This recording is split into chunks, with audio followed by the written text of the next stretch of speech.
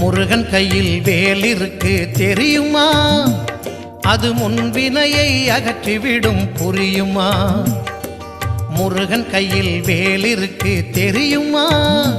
அது முன்வினையை அகற்றிவிடும் புரியுமா? வேலை வணங்கி வந்தால் கிடைக்கும் பலன் கொஞ்சமா? தாளை பணிந்து விட்டால் விதியும் நம்மை மிஞ்சுமா?